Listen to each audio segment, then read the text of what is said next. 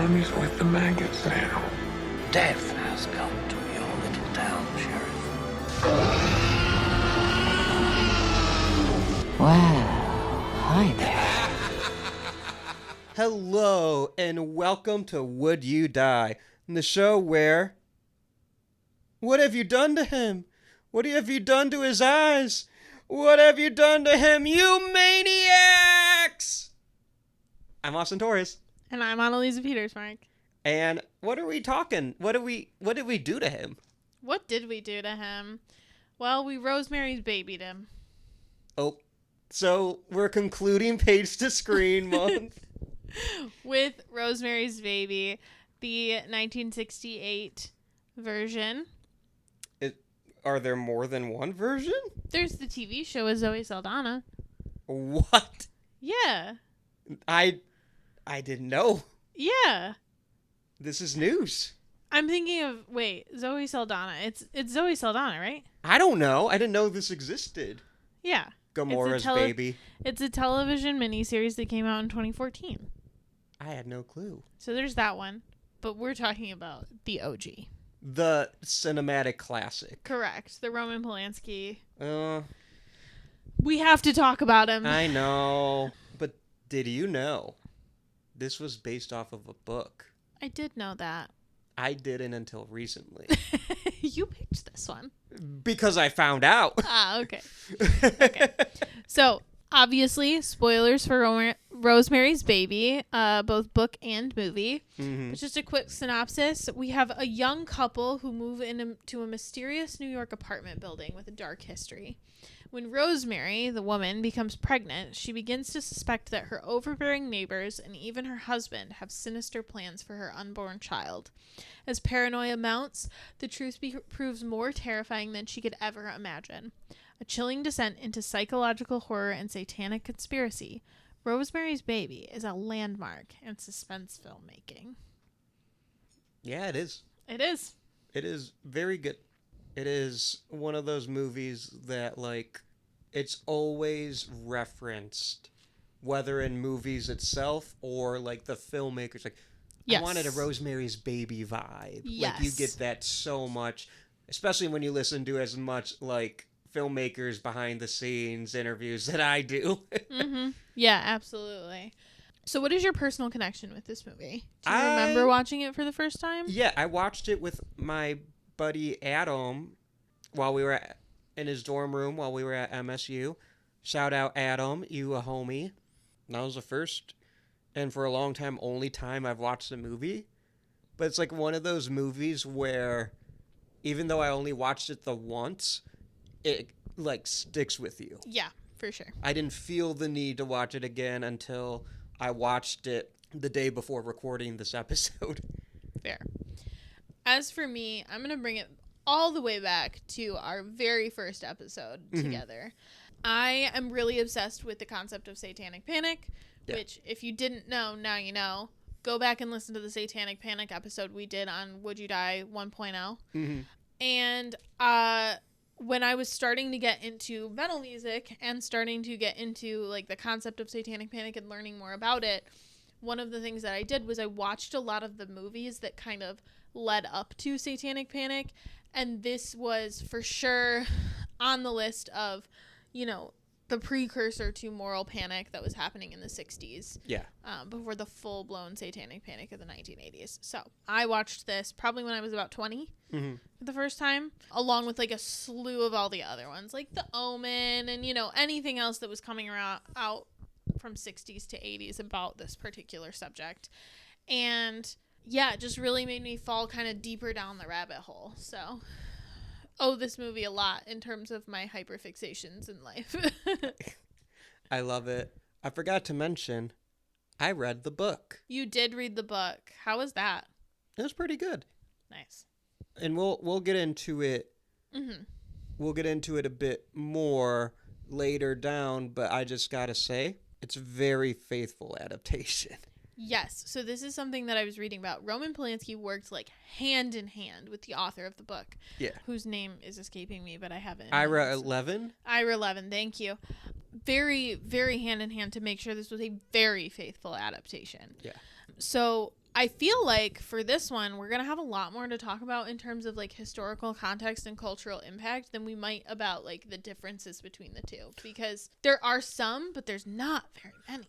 There really isn't. Mm-hmm. And that's great. It was a very faithful adaptation. It honestly, it's just like, it was streamlined. Mm-hmm. That's the only, like, the words were taken, like the dialogue was taken from the book. Right. The plots happened, Mm-hmm.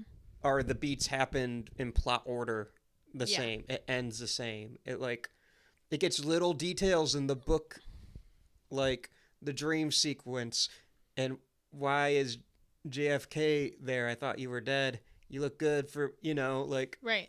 Well, and the film and the book were very close together in just existing. The book came out in 1967. The movie came out in 1968. They're very close to each other. So as far as historical context goes, there's a lot that plays into why this story was told. The first one is that with this being kind of a commentary on women in general, and specifically women having autonomy stripped away, seeing this like post-war America and having this simultaneous time where suburban domestic life and very traditional gender roles were both idealized but also increasingly questioned. Second wave feminism was starting to become a thing.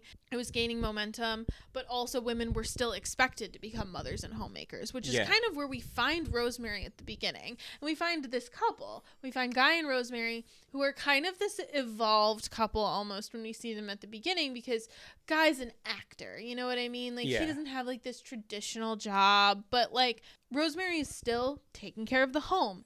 He still wakes her up in the morning to make him breakfast when he has to go somewhere. I mean, that's part of it. And she doesn't have like her own job. No, her job is to be a homemaker and then eventually a mother. So it kind of plays into that, and then throughout the story exposes her lack of bodily autonomy, which is something that many women face. I mean, if we're talking specifically about forgetting the actual rape scene, forgetting the scene with the dream sequence, the aftermath with Guy in the morning after, where she realizes she has scratches on her body, and he's like, well, I didn't want to miss baby night, so I just, took care of it. And she just kind of has to like accept it because that's what's expected. Right. But she's hurt. Yes. She's very physically hurt. Emotionally, absolutely. But like physically, she is hurt. Yeah. And she's like, I can't even believe, number one, that you would do this to me, but number two, that you would do it in such a way that was so violent. And, I mean, we already know he's lying. Yes. He didn't do that, but he did by proxy. He did far worse. I mean, it's one thing to be taken advantage of by your husband. It is another thing to be taken advantage of by your husband by letting someone or something, in this case, the literal devil, violate you. And to lie and cover it up. Well, and there's one scene that really sticks out to me at the very end where he goes up to her and he said, well, they promised me you wouldn't be hurt, and you weren't really. I gotta say something. Yeah. I hate Guy Woodhouse. Yeah, he fucking sucks. I hate Guy Woodhouse so much. Yeah. I hate him. I hated him in the book. I hate him in the movie. I hate him. He's the absolute worst. I mean, he's just like a horrific husband. I don't think I've hated a fictional character more than I hate Guy Woodhouse. Which is crazy because we talk about murderers on this podcast. And also, the devil's in this one. The literal and Guy's devil. Still worse. What's the TikTok sound? You know I'm the devil from the Bible. Yeah. But yeah, no, Guy is just a horrific man. And at the end, like, doesn't even see what he did wrong. He was like, well, you didn't get hurt. And she's like, I did. This is like gaslighting the movie. Yeah, it really is. And like, it kind of plays into the cultural paranoia during the time because, again, we were starting to see, and this is stuff, like, again, we talked about this in our Satanic Panic episode, but there was this growing fear of alienations, especially in like urban areas like New York City, which is where this takes place. It really played on this paranoia of like, you can't trust your neighbors, like, don't, like, all of that, but also not wanting to be isolated. So having this desire to reach out to your neighbors, which is something that wasn't happening in New York at the time. So very much plays into this idea that like you can't really trust anybody, including the people who are closest to you. Right. Because Rosemary really has no one. Right. Other than Hutch. Mm-hmm. But even then, Hutch helps and he gets taken out like immediately. Well, and even like this is a Cold War movie, right? Like this plays into something kind of like Invasion of the Body Snatchers, like this idea that you can't really trust anybody because everybody's infiltrating. I love Invasion of the Body Snatchers. Me too. The 50s version or the 70s version? I prefer the 50s version. Iconic. But I love them both. I love them both as well. I think I would go with the 70s version because of Donald Sutherland. Fair. And then Leonard Nimoy, Jeff Goldblum, Veronica Cartwright. Yeah, it's a crazy cast. You had me at Donald Sutherland. True. In one of his best roles. I know this is the Rosemary's Baby episode, but in like one of his beginning scenes, you're seeing he's the like a medical chief or inspector or something. He's at a restaurant. He's like, "There's a rat turd here." He's like, "No, it's I forget what the chef's trying to pass it off as." I don't remember. Like, no, it's a bean or I don't remember what he's trying to say it is. He's like, "Okay, if it is, eat it. Eat it." And the chef won't. Yeah. Because it is a rat turd. Yeah. So, anyways, I love that movie too. And then other things that were happening that were kind of causing public distrust was 1968 when Rosemary's Baby, the movie, came out. Yeah. We were seeing a lot of political assassinations. We were seeing Martin Luther King Jr., Robert F. Kennedy, not to be confused with this one, who's around now, who's a different man, both politically, socially, and like physically a different man. Political assassinations kind of happening a lot. Civil unrest, Vietnam War protests. And this is still the height of the civil rights movement. Right. So people are starting to question the trustworthiness of pretty much every major institution. The government, the news, and religion. Yeah. Which leads to this growing paranoia of the occult, because the rise of occult interest was so high in the 60s. Anton LaVey founded the Church of Satan in 1966, along with his daughter Taylor Swift. Wait, what? Have you ever seen a picture of Anton LaVey's daughter? Everybody pause this episode right now and look up Anton LaVey's daughter. I'm not joking. That's Taylor Swift. And I'm a Swiftie. Like, I need you to understand that that's just like they're the same lady. Holy shit. Yeah. Okay. So anyway, Anton LaVey and Taylor Swift formed the Cult of Satan, the Church of Satan. So that was in 1966. Ouija boards, tarot, Black Sabbath, all of that happening in the 60s. Their first album came out in 1969. Yes. Nice.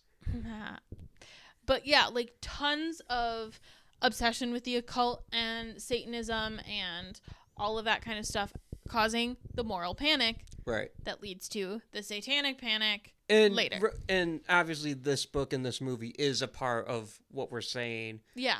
With the Church of Satan and Ouija boards and Black Sabbath. Rosemary's Baby is this initial movement. Right. Exactly.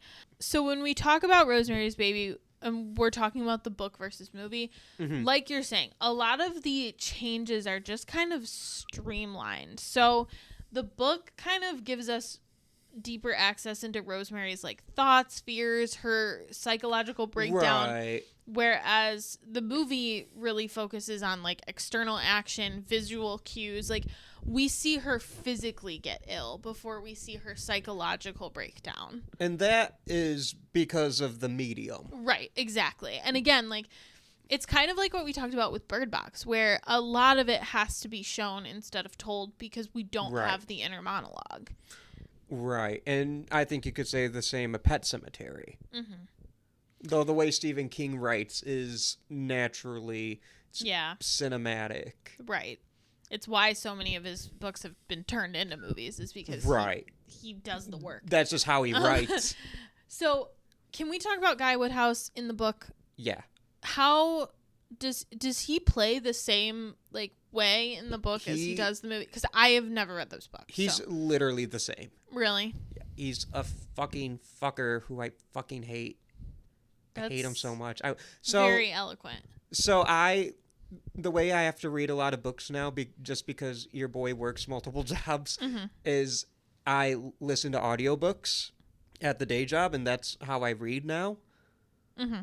So I listen to the audiobook, and the audiobook I listen to is narrated by Mia Farrow, who, is Rosemary. Yeah, that's cool. She did a great job reading it. I'm getting so mad at the day job, like listening to this book, because I hate Guy Woodhouse so much. I hate him. I don't think words can express how much I hate him. That's fair. I'm so glad he's fictional. I do have to say, John Cassavetes, really good. I like him.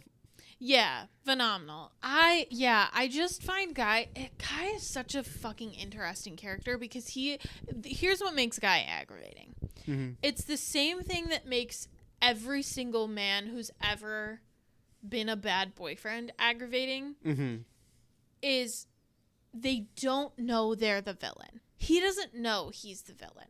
Right. Through the whole thing, he's just like, I'm just doing like what I'm supposed to be doing. You know what I mean? Like, I am a traditional man, so of course I'm going to wake my wife up and have her make me breakfast. And I am a traditional man, so of course I'm going to have sex with my wife when she's asleep. Or in this case, have Satan have sex with my wife when she's asleep. The literal devil. Yeah. And like, even at the end, the most aggravating part of that is not the crazy neighbors who are trying to get her to be, the mother of Satan. It's her own husband who has sold her bodily autonomy for his dream. Right. Because he sits there and like, this is why he did it, right? So he could get famous. And he's like, we are going to live in Beverly Hills and it's going to be great and we are going to have all this. What he's talking about is him. Mm-hmm. He will get all of the things that he wants. He never once thought to consult her and say, hey, do you want to do this? Because why the fuck would he? Right. He never treats her as a human. No. He gaslights the shit out of her. Mm-hmm. She's like, hey, I'm in constant pain. Well, are you? Are you being a little bitch? Right. That's how when he calls her friends bitches, and she's like, those are my friends, don't call them bitches. He goes, when those stupid ass bitches, like he digs, and part of that is just John Cassavetes being a really good actor. Yes. But in the book, it reads that way. Yeah. I do think we have to talk about, because it's such a huge part of this movie, I do think we have to talk about Roman Polanski. I don't wanna. I will then. So I don't want it. Trigger warning for rape, sexual assault, in the real world, not just in the movie. Yeah. Roman Polanski, back in the 1970s, was charged and pled guilty to drugging and raping a 13-year-old girl who he lured into his house under false pretenses of photographing her for Vogue. Mm-hmm. So I just find it so fascinating when you watch a movie like this that is so self-aware about women's bodily autonomy, and yet Roman Polanski did something arguably worse because it was a 13-year-old girl. You know what I mean? Like, I just find that so abhorrent. Right, because he knows how wrong that is. He knows how wrong it is. Because, I mean, like, of course he knows how wrong it is. But, I mean, like, because everybody fucking does. But, like, right. To proudly show in your work how wrong it is. And then to do it. To make one of the most defining films. About how wrong that is. How wrong that is. Yeah. I can't even. And the thing is, like, the man is objectively a monster. Yeah. He pled guilty to it. Yeah. It's not like The whole thing. It's not like, well, he's a cute, He's accused. Yeah, I mean, innocent like, until you proven guilty. He said he was guilty. Mm-hmm. So we can say, without a doubt, he's a monster. And then he fled to not, to avoid any accountability. But also, what I originally was starting to say is, he wrote and directed a banger of a movie. Yeah. Well, and he does that through, like, several more decades and Yeah. whatnot. Like that case where he pled guilty was in 1977. Like, I remember learning this about Roman Polanski after, like, watching The Pianist. Yeah. Which, Adrian Brody won an Oscar for that movie. Right. And I remember, like, learning that, and they were like, yeah, it's just a bummer it was directed by Roman Polanski. He raped a 13-year-old girl. And I was like, and they let him make The Pianist? Yeah. That was, like, at the beginning of his career, too. Like, the Right. trial Right. was at the beginning of the career. That was in 1977. Mm-hmm.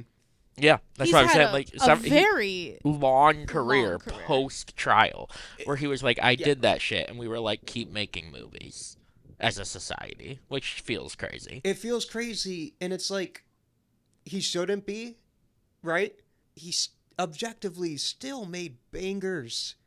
These are great movies. Well, and I think, like, here's the thing, is, like, Roman Polanski really speaks to, like, the complexity of the human being. Yeah. Because I think what he's done is inexcusable. Right. I don't think that, I want to be clear, I'm not just like, but he makes banger movies, so it's all good. Yeah, I'm not saying it's okay. In No. 2025, he would no longer have a career. Like, if that trial... Well, I don't agree. we don't care if we like the person. Yeah. As a society. Individually, I might say something. You might say something. Yeah, I don't agree that he wouldn't have a career. I don't think he'd have this career. Maybe. I just think he is Like, fully- P. Diddy got away with all of it. That's true. But He's a P. Diddy's also probably never going to make music or do anything again, He'll right? be back Like, in 5 years. I mean, yeah. agree. I mean, like, But these also, things he happen, wasn't right? Like, really playing music that's true. He was no. right he was now pretty much anyways. done. He was doing Yeah. other things.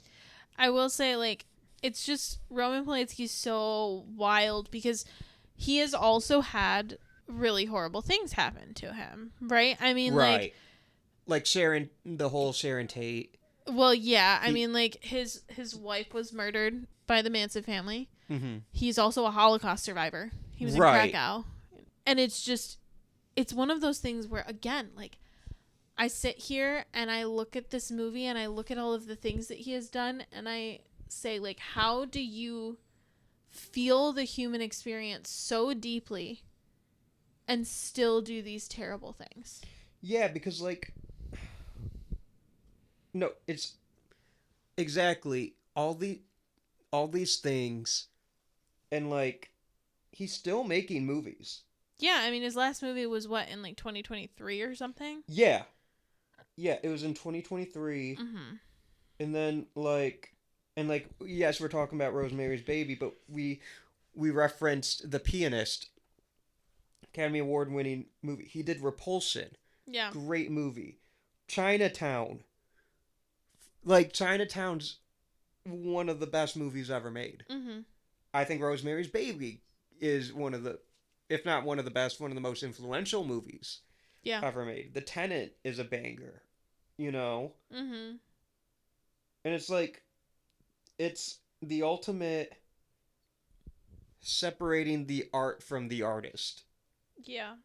Because Rosemary's Baby is objectively a great film. And Roman Polanski, to put it very nicely, is an extremely complex individual.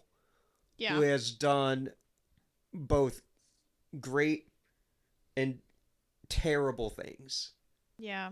It's really hard for me to reconcile that he made this movie and understands the autonomy of women so well and still did that. And not just doing that, but, like, actively avoiding accountability and justice. Yeah, because he still will not come to the United States. Right. He lives in exile out of the United States because of this. Exactly. Kind of turning back to the movie and just talking a little bit about its cultural impact. This was one of the first films to break free of censorship rules because the Hays Code ended in 1968. Mm-hmm. We've talked about the Hays Code before, but will you remind the audience what the Hays Code is? So the Hays Code basically was, I'm trying to remember if it was from the government. I can't remember if it was like just the studios banding together to like, or if the government passes down, but is a set of rules of what American Hollywood studios can and can't show. Mm-hmm. And it was strictly in America. Yes. Because Italian films, French films, German films, Spanish, Mm-hmm. Japanese films from across the globe, they don't have this regression era. Yes. And it's most prevalent in the 40s and 50s. Right. I'm going to read to you because the list is not super Sure. long, but there was a list of don'ts and a list of be carefuls. Mm-hmm. So the be carefuls were special care must be exercised in the manner in which the following subjects are treated to the end that vulgarity and suggestiveness may be eliminated and that good taste may be emphasized. So these things were things that they had to be careful with how they presented them. Mm-hmm. The use of the flag, international relations, religion, arson, the use of firearms, theft, robbery, safecracking, and dynamiting of trains, mines, buildings, etc., brutality and possible gruesomeness, technique of committing murder by whatever method, methods of smuggling, third-degree methods, so that's torture, Mm-hmm. actual hangings or electrocutions as legal punishment for crime, sympathy for criminals, attitude towards public characters and institutions, sedition, which is speech talking about rebellion, apparent cruelty to children and animals, branding of people or animals, the sale of women or of women selling her virtue, quote unquote, Mm-hmm. rape or attempted rape, first night scenes, man and woman in bed together. That's why a lot of the old TV shows you see, like the Dick Van Dyke Show or the Mary Tyler Moore Show, they have two separate beds. Yeah. Deliberate seduction of girls, the institution of marriage, surgical operation, the use of drugs, titles or scenes having to do with law enforcement, and excessive or lustful kissing. So those were your be carefuls. Your don'ts, there were only 11 of these, so these should not appear in pictures produced by the members of the association. Pointed profanity by either title or lip that includes the words God, Lord, Jesus, or Christ, hell, SOB, damn, God, and every other profane and vulgar expression, however it may be spelled. Any licentious, or suggestive nudity, in fact or in silhouette. The illegal traffic of drugs. Any inference of sex perversion. White slavery. Miscegnation, which I don't know if I pronounced that right, but it is displaying marriage between people of different ethnicities or races. Sexual hygiene and venereal diseases. Scenes of actual childbirth, in fact or in silhouette. Children's sex organs. Ridicule of the clergy, or willful offense to any nation, race, or creed. So I'm thinking just off the top of my head, Rosemary's Baby definitely breaks with pointed profanity towards God, suggestive nudity, sex perversion, ridicule of the clergy. So that's 4 of the 11. So yeah, it was one of the first to break Hays Code. It was themes of rape, Satanism, and psychological terror were very shocking and groundbreaking at the time. Oh, definitely. And obviously, again, kind of bringing it back to real life, tragically, the movie became much more infamous after the Manson family murders because Sharon Tate, who was Roman Polanski's wife, was one of the victims. So the case fueled more public fear about satanic cults and the dark side of Hollywood, which very much tied eerily back to the themes of the film. So a lot more people were intrigued to see the film which kind of spoke about the same general topics as the murders themselves. Yeah. In terms of other cultural impacts, it helped shift horror from monsters, gothic castles to like something more everyday and domestic. Mm-hmm. It really paved the way for a lot of the 70s occult horror, like The Exorcist and The Omen, Right. as well as just paranoia and psychological horror in general. So things like Hereditary. This is kind of the mother of all of that. Get Out. Get Out, Mhm. absolutely. Like domestic paranoid thriller horror thrillers. Yeah. It also obviously became a landmark in feminist film criticism because of Rosemary being a symbol of female disempowerment. Yeah. She's very manipulated. Nobody listens to her. Right. And they're actively conspiring against her. Yeah. As well. Yeah. And then it mainstreamed satanic panic and the occult fascination. Occultism was becoming really trendy. It contributed to growing fears of satanic cults hidden in plain sight. I mean, all of these people are neighbors living amongst her. And so that kind of influenced urban legends, which led to the satanic panic of the 1980s, as well as, you know, everything else we've talked about. The rise of metal, the Manson murders, everything. And then it launched, like I said, the paranoia thriller, the Stepford Wives. Even, Right. really. Yeah. It really set a standard for slow burn horror as well, where not everything was so reliant on jump scares or gore. It was very like just building that paranoia, like we said. You don't even see Rosemary's Baby. No, you don't. The You book see describes one flash it a of little. like his eyes, and that's it. I didn't even see that. It's one flash, but you don't see like the rest of his body or anything. It inspired decades of horror centered on pregnancy and motherhood. The Brood, Inside, Alien. the fucking The First Omen. First Omen. Oh my god, I never want to watch that movie again. It was so good, but ugh. Let's put it on. Let's not. Rosemary's Baby, First Omen double feature. And then, like, we've talked about, just in general, this is one of the most, like, referenced and parodied shit that's ever existed. It's referenced, it's a major plot point in one of the seasons of American Horror Story. It's referenced in The Simpsons. It is, the phrase Rosemary's Baby is, like, cultural shorthand for a creepy child. So, yeah, it's got a lot of cultural impact. And it's a banger. And it's a banger. It's deserved. It is very deserved. Mia Farrow became a star. Yep. Because of this film. I mean, she's done other great films, but this is her role. And thank God she got away from people like Roman Polanski and involved with better people like Woody Allen. This is not necessary. Are you ready for our superlatives? On that note, yeah. Okay. Who would you save? Rosemary. Okay, so here's my question. Would you save Rosemary or the baby? Rosemary. I would save the baby. Rosemary. It's not his fault. It's not her fault either. Yeah, it's not. But, like, she's gonna just, like, sit there and be a mom to this baby in the midst of this cult. Take the baby and run, bitch. But she'd be gaslighted and... Gaslit. Gaslitten. Okay. What is your favorite scare?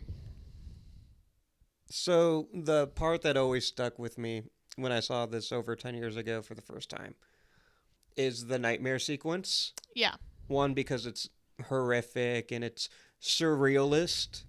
It is some of the best filmmaking you'll ever see. Yeah, I literally have written down the quote for this one. I have written down, "This is no dream. This is really happening." Oh, was that what you were gonna... Yeah. I was gonna do that one, but the "You maniacs" is so good. Yeah. And that's the most famous line, I think. And also, that was my hint last week. Yeah. But it's like the close-up shot of her eyes right into the devil's eyes. Like that imagery has stuck. It's like when we were talking a few weeks ago about A Nightmare on Elm Street. The imagery of Tina in the body bag. Yeah.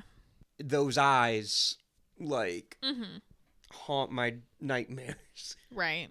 It's a scary visual and one that has stuck with me. Mm-hmm. So that's my pick. How about yours? That's, like I said, I have This Is No Dream, This Is Really Happening written down for this one. So, same. So it's a scary scene. It's terrifying. Who is your Tony Todd Award for movie MVP?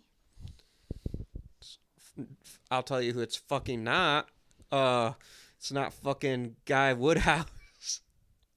Yeah, but the actor did a great job playing. Yeah, a John fucking Cassavetes. horrible person. John Cassavetes is innocent, but it was a joke. Okay, it's got to go to Mia. For me, it's got to go to Mia Farrow. We have a lot of the same answers this week because I also put Mia Farrow. I think the actor who plays Dr. Saperstein's really good too. Yeah, I totally agree. And the one guy who like sells them the apartment in the very beginning, he is in House on Haunted Hill with Vincent Price. Oh, House on Haunted Hill and Rosemary's Baby were both produced by William Castle. Fun fact. nice. I think Ruth Gordon, as Minnie Castevet did a great job Oh, definitely. as well. I mean, this whole cast is pretty wonderful. Mm-hmm. Is the score better than Jaws? No. No. But I think the main theme is iconic. Yeah. You say no, but to pretty much all of these. There's a lot of good scores. That's fair. Jaws is a very high standard to clear, okay? So I have a feeling that I'm not gonna pronounce this right, but the composer is Krzysztof Komeda, who is a Polish, mostly known for being a Polish jazz musician. He's done like Polish jazz. No, not Polish jazz. He's just Polish. He's done jazz, but then he's also scored most of Roman Polanski's films and then a bunch of Polish films. Okay. So that's kind of what he is known for. But he died very young. He died at age 37. So he really only got to compose for a little while. But he composed a lot of Roman Polanski. Like, he composed Night in the Water, Cul-de-sac, The Fearless Vampire Killers, and Rosemary's Baby. Did he pass before Polanski made Chinatown? Yeah, he passed in 1969. Yeah, Chinatown was 74. Mm-hmm. But Yeah, so he is very quick career. Rosemary's Baby will go down as one of the more iconic scores. You're totally right. I mean, just great. And correct me if I'm wrong, but isn't that like Mia Farrow Doing singing? Lullaby? Yes. Yeah. Mm-hmm. Yes.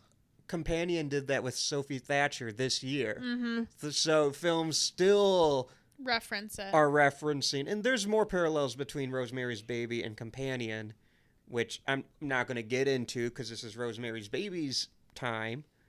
But like, the point is, a film from 1968 is inspiring films of 2025. Yeah. I think we'll continue to do so. I totally agree. Okay, a fine addition to your collection. I assume you own this, but maybe I'm wrong. I own this on 4K. Beautiful. I would really like to own this. I think it's a very visually stunning movie. Oh, I agree. And I mean, not just the dream sequence. I know that's like what we talked about mostly, but I think it's a very, very beautiful movie. There are moments that are like so subtly, like in the book, you get Rosemary's inner, like we were saying earlier, her inner monologue. And the movie, like the film shows you a quick insert. Yes. And it's a lot of show. There's a lot of telling in the movie, but there's also a lot of showing as well. I think the scene in the phone booth is really underrated. Yeah. And really highlights her paranoia very well. Because every time somebody passes, you can see it in Mia Farrow's reactions. And then when the man is standing outside of the booth and she's like terrified to leave. It's very good. And when she makes a friend, I forget the friend's name, in the laundry room, and then she gets yeeted from like the building. You don't see that; you only see the aftermath. Right. But it's shockingly graphic. Yes. There's a lot of blood, and Mm-hmm. and it's unlike the rest of the film, and very much unlike what audiences would have seen at that time. Yes. But it's done in an artistically beautiful way, too. It's just a stunning film. One that should be studied. I totally agree. And is. It is, yeah. Very often. Okay. Hot takes from Austin. Do we have Letterboxd reviews? Jeremy. I don't think Jeremy has one. I watched the last 10 minutes, which, with no other context, I thought was weird. Because it is a weird sequence. Fair. With no other context. In fairness, it makes sense in context, but it's still weird. That's It's still okay. pretty weird. So, Yeah. no Letterboxd review for me. I didn't feel like it'd be fair for me to rate 10 minutes of a movie that's like extreme classic. Yeah. But you did see kind of Rosemary's Baby. I did. Yeah. The titular Rosemary's Baby. I did. That guy. Yeah. That dude. Otherwise known as the Antichrist. Oh, because we don't like Guy. Oh, him Yeah, too. not Guy. You also see Okay, Guy. so like my Guy here's Jr.. here's my one. Here's what I will say about my viewing of the last 10 Jeremy's minutes of one Rosemary's thought Baby. about Rosemary's Baby. There's a moment where they're looking into like the bassinet, Mm-hmm. and he says, "Look at his eyes," and she says, "What do you mean?" She says, "He has the guy said he has his father's eyes." Yeah. And she says, "What do you mean? Guys' eyes are normal." Which I realize now is she's saying Guy, the man, Yeah. has normal eyes. I thought she was like, "What are you talking about? Guys have normal eyes." Which And- is also a correct statement. And it made very little sense to me at the time. And then I said, based on that quote alone, I said, this movie sucks. No, I'm kidding. I will give this movie like the watch it deserves, and I will report back. Yeah, that's fair. So my review, I gave this 3.5 stars and a heart. And I said, Rosemary had a demon baby, a haunted apartment, and a child for a husband. Terrifying. Thanks. So, in case anyone follows me on in case anyone follows me on Letterboxd, I do this thing in September and October where every horror film I watch in this period, I call it part of Austin's Spooky-thon. Okay. I started it last year. It's really no different from the rest of the year for me, except I acknowledge the horror films. And, I mean, let's face it, I watch horror all year round. Yeah. But there's a little more thought into which horror movies I'm watching in October and September. Fair. Because I consider September to be pre-Halloween. Agree. 1 month is not long enough for Halloween for me. So, this is Austin's 2025 Spooky-thon film number 2. Number 1 was Jaws. Nice. I'm not fucking considering the Ice Cube War of the Worlds. Okay.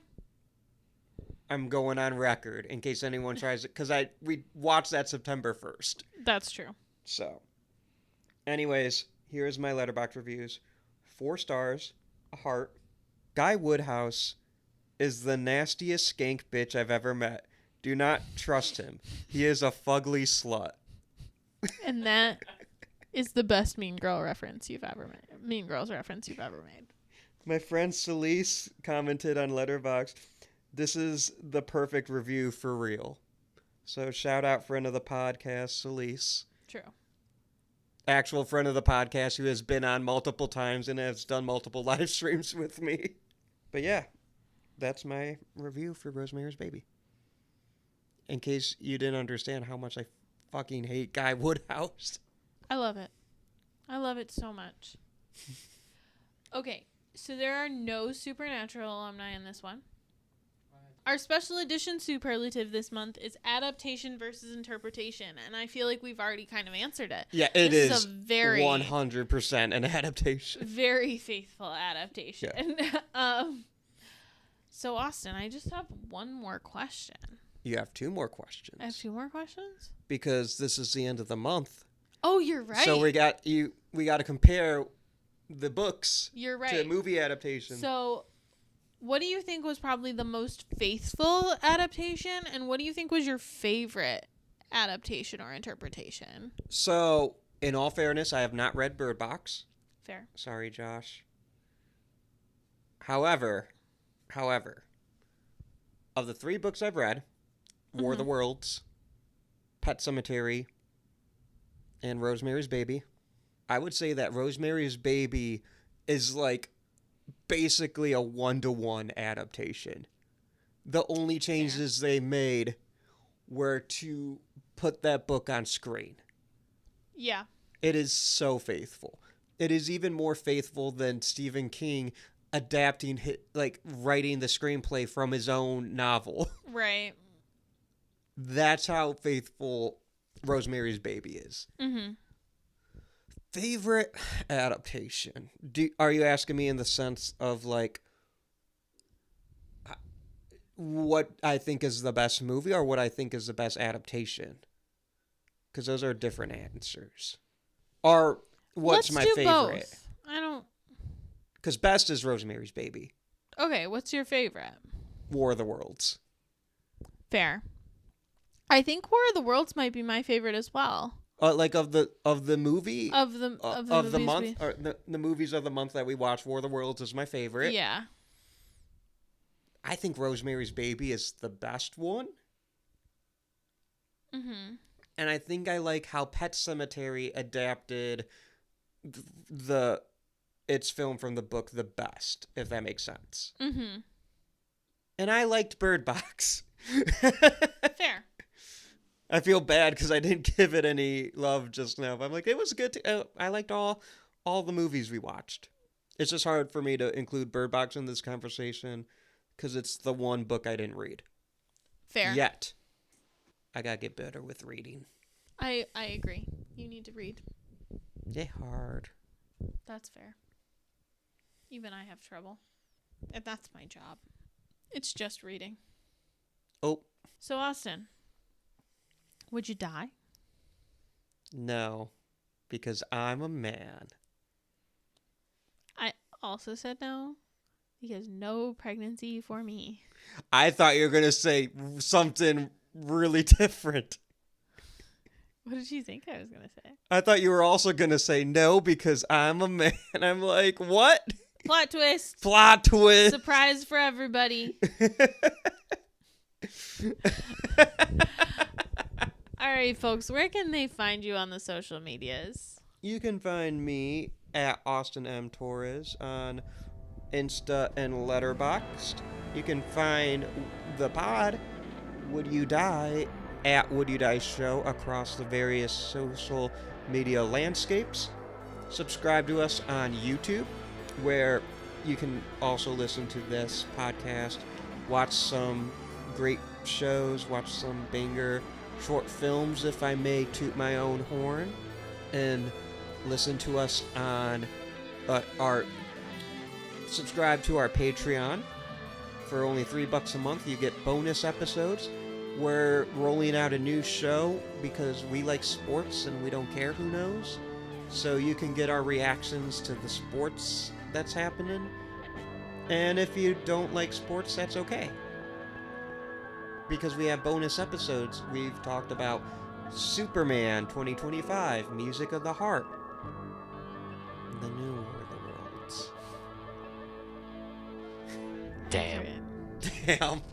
Damn.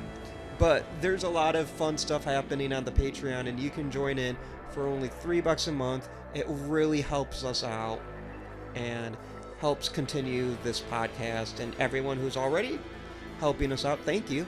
I don't say thank you guys enough, but we love you. And yeah, where can the people find you? People can find me at Whimsawillow on Instagram and Letterboxd. You can find me at Annually Funny. Anywhere podcasts are sold. Yeah. You guys remember when like VHS used to do that, where they'd be like, find this anywhere VHSs are sold or anywhere books are sold, like. Before it goes back into the Disney vault. Yeah, exactly. So before Jeremy goes back into the Disney vault, find him at Annually Funny. Speaking of Jeremy, our wonderful production is done by Jeremy Lippitt. The music that you hear at the beginning and end of every episode is done by Josie Palmer. Our beautiful graphics on our social medias are done by Alec Gibson at Crosshook Creative. Austin, do you have a hint for next month? Yes, we are going into a new month. And you know what? We are keeping up. I'll just say what the month is. We are keeping up with Would You Die tradition. And from the old show, I am bringing back Slashtober. Yay. So, as Would You Die has always been, October will always be a slasher month. Mm-hmm. We will be covering 5 slasher films. It's a 5 Wednesday month. It is. And the first is one of the greatest slashers ever made. Thinking about it is making me feel a little woozy. I'm Austin Torres. And I'm Anneliese Petersmark. Try not to die.